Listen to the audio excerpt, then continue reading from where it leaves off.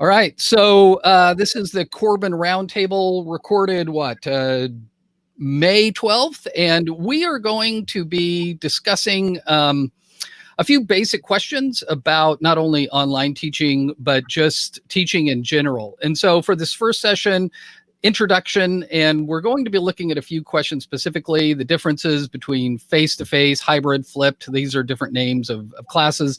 What could be some advantages of online? And then when we think about what students need, maybe it's different in all of these, and thinking from a student's perspective. So we are going to be talking to my friends, Aaron, Sam, Jen, and Greg, and we'll be thinking through these questions together. So we are going to just start with this first question of what do we mean when we use these different terms like face-to-face, hybrid, flipped, online? I mean, I thought a classroom was just a classroom, right? Are there differences between classrooms?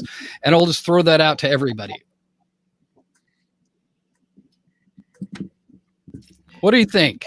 This is just like a classroom. You put a question out, and even trained professionals stare at you. So yeah. We're afraid to make eye contact with the teacher because you might. I know. So Sam, how would you describe maybe some of these differences here in these terms? Well, I think face-to-face is obviously the more traditional kind of approach that we have, where students enter into a classroom, they sit in seats, and then we have lectures, and then people interact that way. Hybrid would be more a combination of online learning at some point, and then also face-to-face interaction. The flipped model is most generally defined as in a way of that a lot of the content that students engage with is dealt with prior to an actual class session, and when they come to class sessions, then there's different kinds of engagements with the students so that they can further unpack things that they've learned from the previous lecture. Maybe it was recorded, or the reading that they've done, or videos that they've watched. And then online is certainly what we've all been experiencing during this time. As we exclusively interact in online formats, be those videos, again, that are watched, or threaded discussions as they take part, or different kinds of ways of engaging there. So yeah, that's kind of the way I would define it. Cool. Yeah. What would be different about those things? That is there a core difference, or is there are they all similar, just different names? I think they're a lot more similar than we sometimes want to imagine they are. Mm-hmm. Because you're still talking about needing to engage students, helping them to walk through and grasp content, helping them to make connections in their own lives. You still need to have some kind of means for assessment. So those things are all the same, no matter what the format is. I also think that you can have each of these in a class, in a term. Like you don't have to be just a face-to-face, or just a hybrid format, or just a flipped classroom. You can actually go in between those based on what you think the content is best served by, what you think your students are best served by. So each of them can sit in isolation, and they can also be combined to make a really strong class structure that allows students to engage with content in really different and unique ways based on what you're teaching in the moment. Mm-hmm. And a lot of it, especially when you add in the concept of flipped, the face-to-face, hybrid, and online are, I guess, models of the class. Flipped, it refers more to even the order, the sequence of events of how you prepare students for learning. A flipped classroom could be face-to-face, could be hybrid, or online. So of those four terms, it's the one that goes over all of them. And like Greg was saying, you can do all of the elements of great education in any of the different models. So if you wanted to try flipped, in a face-to-face or online or hybrid, it's very easy to be doing because it's just the sequence of events. Are you having students interact with the content before they meet together as a whole group, or are they doing something with the content after they meet together as a whole group where they got the content? And so the sequencing of how you set up the interaction with the content and the engagement, and then what students will do with what they have learned, is part of the art and craft of teaching. Meaning art. So is it a science or is it more of an art teaching? It's both. Both. Yeah.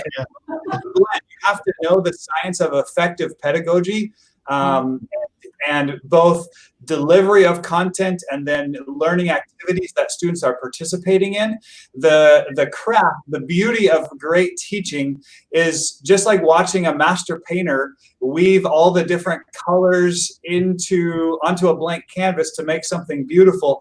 A master teacher weaves all of the strategies and orders and sequence and what the students are doing and what's being delivered and how it's being delivered into a beautiful tapestry of work over a period of time. It could be in a singular lesson, or it could be over a whole semester.